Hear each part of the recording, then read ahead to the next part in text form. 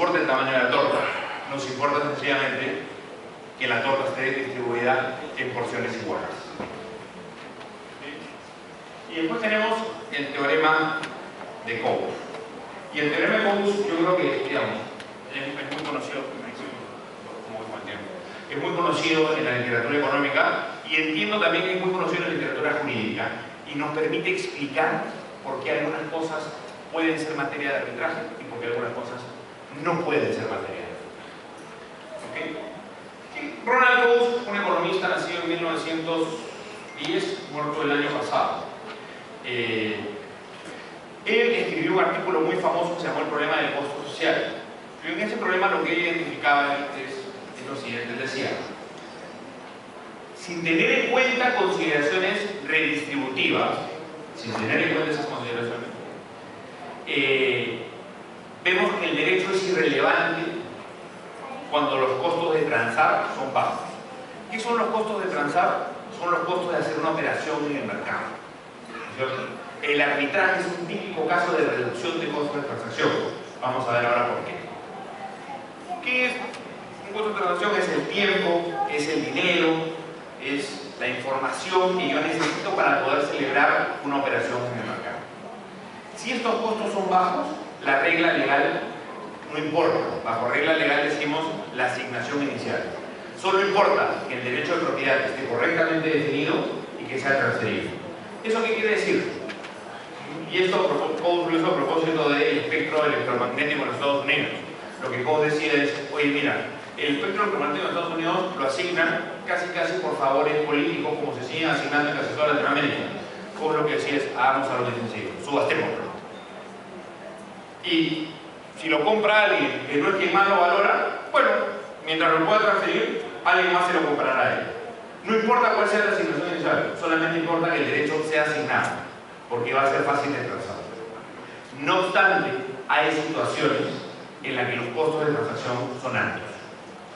¿Okay? Cuando eso se da, importa la regla legal mucho, porque esa asignación inicial perpetuará las cosas. El arbitraje, ¿qué es? Es la solución que las personas le pueden dar de manera privada a los eventos de costos de transacción bajos. ¿Por qué no se puede transigir una materia ambiental?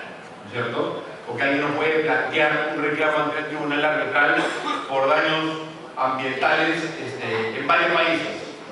¿No es cierto? Porque los costos de transacción son demasiado altos. ¿Cierto?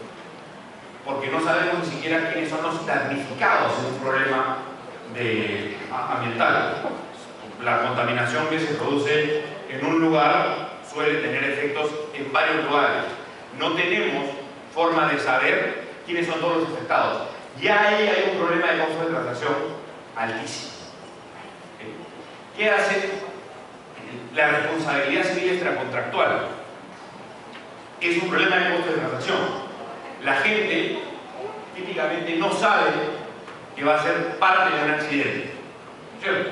Entonces, como no sabe que va a ser parte de un accidente y no sabe quiénes van a ser los involucrados, no puede ponerse de acuerdo con ellos en un pacto arbitral, ¿cierto? Y una vez que el conflicto ya se generó, entonces ya no tiene tantos incentivos para ponerse de acuerdo en un pacto arbitral, sino ir a las cortes directamente. Eso es costo de transacción. Cuando los costos de transacción son bajos, lo que la gente hace es pactar arbitrajes. ¿Okay? Y los arbitrajes lo que hacen, además, es reducir aún más los costos de transacción.